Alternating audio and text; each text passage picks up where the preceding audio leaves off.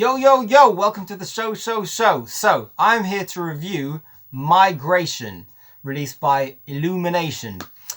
And quick review this. It's a really good film, okay? I really enjoyed it. And I have to say, I really didn't expect to enjoy it that much. I thought, it'll be entertaining, but a lot of the time these films made specifically for children tend to kind of put me to sleep, and I sit there and think, well, it looks good and yeah, it's all shiny, but the humor's always the same and the tone is always the same, and they always do these jokes in modern kids films which are like zany and crazy and not actually funny. And it's actually a trick that they tend to use. It's something that, if you look at the technicals of script writing, it's called a push-pull. So what it is essentially, it's like, oh yeah, I'm really sad. Oh my god, oh yeah, but I'm kind of, oh no, I guess I'm fine. And it's like, it's a trick to keep people and children engaged. So it's a constant high, low, high, low, high, low. And what happens is, it might work once, and then twice you get like, okay, I get it now. And then it sort of starts putting you to sleep, because it's like, what am I watching here? And they all do it. And the trailers were absolutely full of those jokes. And what's quite interesting about the film, so let me just give you a little breakdown or synopsis.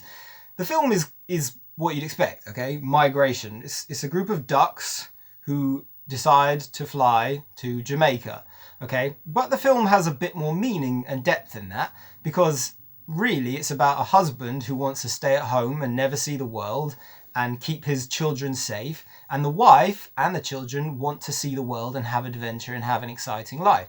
And to me, this actually does have some relevance, more so today really than ever, because it's quite normal. If you think about like the hero story, it's normal for people to grow up and say, I want to go out into the great blue, yonder, not necessarily the sky, but they want to go out over the horizon and see what's there and see the world. But more and more people are becoming comfortable in the home with the computer, thinking, oh, I've seen the world because I've seen it on the screen. And in that regard, I kind of thought the film actually had some meaning and significance, and it was good fun. Now, here's the interesting thing. It's a nice film. It looks really beautiful. At certain points, I was like, wow, this is really beautiful. Like some really stunning CGI, has gone into this. And it had some really actual, quite likable characters. Danny DeVito's in the film. And as soon as I saw his name, I thought, okay, is Danny DeVito ever not likable? Like, he's always likable. We just love Danny DeVito. So just seeing him there was kind of cool. And one thing I was thinking initially is I always criticize modern animated films for having generic voices, because I always think like Donald Duck, Daffy Duck, these are such iconic cartoon voices. So when you get cartoon characters and they're just celebrity voices who sound like humans, I just think, what an unbelievable missed opportunity. And that was what I was thinking at the beginning of this film. But then I just got into it and I liked the family and I thought, okay, it's fine. And it is a children's film and it's not a great masterpiece, but it's good fun. Now, here's the one thing I'll really criticize the film on, and that is the humor, okay? So I've already mentioned the humor being the push-pull thing. And you see a lot of it. You see it in the new Turtles movie, does a lot of it. Another film I quite liked, but that has the same like anyway.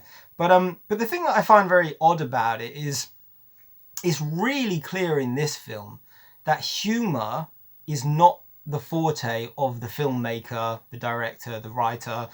It seems like it was written by someone else, but the director co-wrote it. So anyway, the filmmakers, right, it's like they're really good. They're really good at telling a story. They're really good visually. And it's like the studio have said, oh, but it has to be funny. Like, it has to be a comedy. This is Illumination Pictures. And it's for children, so it has to be funny. And it's like, you can feel that the filmmakers are like, okay, so we better get some jokes in here. And the problem with it is it's like, yeah, but they're not comedians. Or it certainly doesn't feel that way, because it's like not a single joke lands.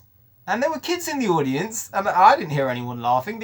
There's one bit, like, post-credit scene, like, at the end of the film, that was laugh out loud funny. I laughed out loud. People in the audience were laughing. But it's like, that's kind of after the film's even finished. It's almost like they got the hang of the humour after an hour and a half. But the funny thing about it is, I was thinking to myself when it came out, it's kind of like when Toy Story first came out, right? John Lasseter's Toy Story, and John Lasseter created Pixar and he directed Toy Story 1 and 2. And he changed the whole landscape of cinema with that studio, okay? And Migration is a direct follow through. We wouldn't really have it likely without him. And the reason I mention it is because when John Lasseter made Toy Story, he was very, very clear that he was like, yeah, there are no musical numbers in this film.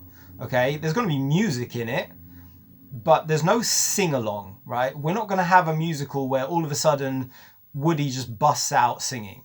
We're not just going to have Buzz Lightyear sing his own personal song about when he thinks, oh wait, maybe I'm not a space ranger. It's like, no, that's for Disney, okay? Aladdin can bust out in song. The Hunchback can bust out in song. Pocahontas, she can bust out in song, right? And they can all sing and dance, and you can release the tape cassettes and sell them. But this isn't our forte. Either it's like we just don't like that stuff that much, or we're just not that good at it. But what we're going to do is we're going to focus on what we're good at, okay? And if you think of it in those terms, think of how much weaker Pixar films could have been if the studio had said to them, no, it's policy. You have to have singing songs in here. We have to have at least 7 songs where Woody sings to Buzz, and Buzz sings to Slinky, and Rex has his song, and Mr. Potato Head sings to Mrs. Potato Head, and you'd be like, that's a completely different kind of movie, and you'd probably watch it and be like, film would be better if those songs weren't in the film, right? But Lasseter, being the pioneer, and he had Steve Jobs helping him, they were able to make the film their way and go, no songs, right? Migration feels like the filmmakers were kind of like, we just want to make a film and we want to tell a story, and it might have a few chuckles here and there, but it's not an out and out comedy. It's more a kids film in I don't want to say like Short Circuit from the 80s, but it's that kind of thing where it's like, Short Circuit is a kids film, but is it a comedy? Not really. Is Big with Tom Hanks an out and out comedy? Like, he's funny in it, Tom Hanks, and it's a great kids film. It's a great film, but is it like a comedy? And it's like, not really. A comedy tends to be a slightly different kind of film.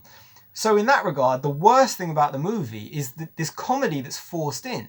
And what's quite interesting is, not only does every joke not land, but it's like every single joke is in the trailer, which is like the worst way to sell the movie. Because it's like, here's a bunch of jokes that just don't work, and they're not funny. I don't really feel like they were written by comedians, even though, interestingly, Illumination Pictures, as I know it, was part founded by a writer on The Simpsons who's actually very funny. He's been writing it since the 2nd season, I think? No, the 1st season. He's been writing it since the 1st season. And he is funny, but didn't seem to have anything to do with this. But anyway, it's kind of weird because I was thinking to myself, the whole landscape of animated films in America, it's a little bit peculiar that they are all children's films. It's like, you could literally do anything with animation. You could do anything. If you go back to like 1980s Japanese animations, they weren't made for children. They would like, here are the adult ones, and here are the teenage girls ones, and here are the weird dark sci-fi horror ones. But with CGI, it's like it has to be for children, which is a shame, because wouldn't it be great if you had films of a massive scale that were made like, yeah, here's the adult story and stuff. They did try it in the 80s. There's a film I suggest you guys look up called Rock and Roll. I'm going to have to leave a comment to this because now I'm doing a disservice to the film. It's an English film, and it was not properly released, and it's amazing, and the animation's amazing, and it looks like kind of 2000 AD Judge Dredd, and it's all 2D hand-painted animation. And it barely came out, but it's one of those movies where it's like, it wasn't made for children, but it was an animated film, and the studio didn't want to take the risk on it, so it didn't really come out. And if you see that film, you kind of think, wow, how different might animated films be if this had come out properly, and people could have realized that an animated film doesn't have to have jokes for 3-year-old children in that even 3-year-olds don't find funny. Anyway, that aside, that's my big criticism of the movie. The humor doesn't really work, but it's not that significant a part of the film. And ultimately, I really, really liked it. It's really uplifting. It's a great family movie. Some of it's really beautiful. It'll probably make you want to go to Jamaica. It'll probably make you want to travel a bit. There's a certain shot, I've got to say, when these ducks, having left their habitat, they're flying above the clouds, and it's in the trailer that they visit New York City. And I've got to say, the way that city is introduced is so beautiful and huge. It's quite a magnificent spectacle. You just sit there and think, wow. And I was thinking, you know, I've been to New York City a few times, and it's like, you don't get to visit New York like that. You don't get to fly between the buildings when you arrive. And it's absolutely amazing the way it's done. It is like, oh, this just looks fantastic. What a way to introduce this city. And I do love that. I love it when a filmmaker can show you something you've seen 10,000 times before, but show it to you in a way you've never seen it before. And there's bits and pieces of this film that's like that. So anyway, yeah, so remove the humor, and you've got really an excellent little movie that's really good fun, and I'm sure children would like it, and families would enjoy it, and it's the kind of thing that would be able to go on again and again in you know, the home, and it's a nice movie and it's fun. So so there you go. That is my review of Migration. I hope you are all well. Anyone guess what movie that is?